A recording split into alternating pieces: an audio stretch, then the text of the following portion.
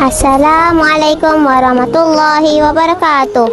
Saya Amira Zaidah Mujazi Nizam. Dan saya Iman Kesara Putih Muti Saiful Azim.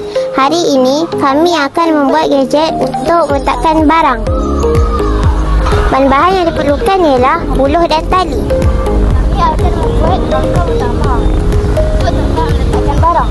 Rangka utama terdiri daripada 4 batang buluh yang berukuran 190 cm setiap kali. Mula-mula, kita memulakan ikatan seraya.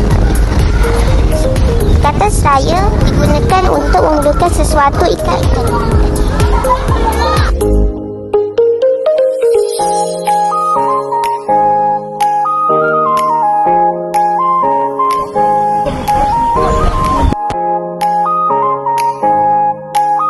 Batang buluh yang sama besar atau sama panjang.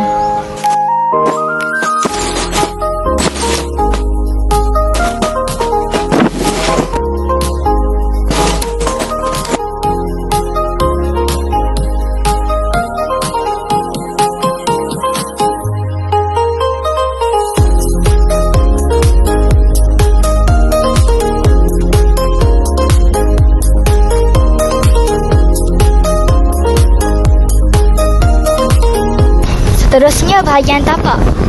Kami menggunakan ikatan seraya untuk membuat bahagian tapak. Ikatan ini digunakan untuk mengikat 2 batang buluh yang bersilang.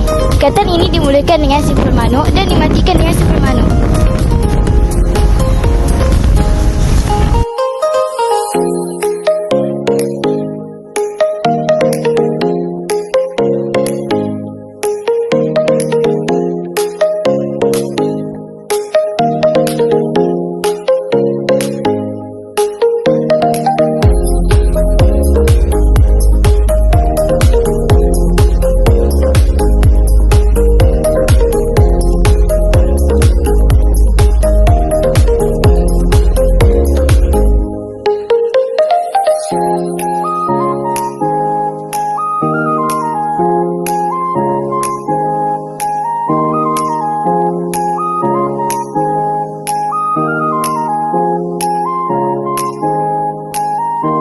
Yang kedua, kami menggunakan ikatan serong. Ikatan serong digunakan untuk mengikat buluh yang bersilang secara serenjang.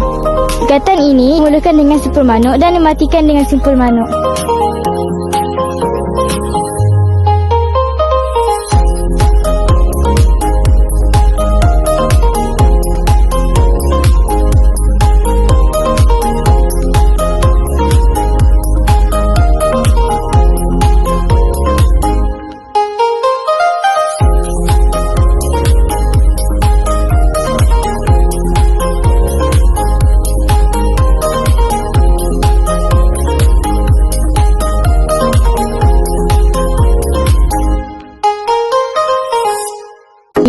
Kami menggunakan ikatan double snake lashing. Ikatan ini digunakan untuk mengikat susunan buluh untuk dijadikan sebagai lantai tempat meletak barang.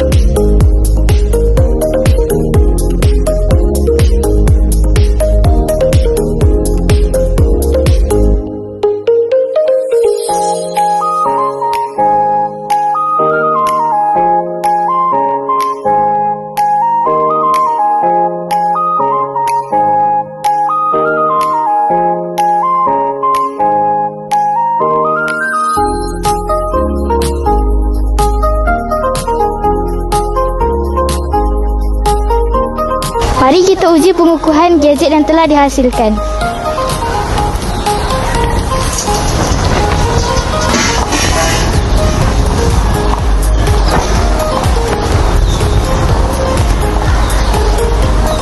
Inilah hasil kami. Selamat mencuba. Sekian, terima kasih.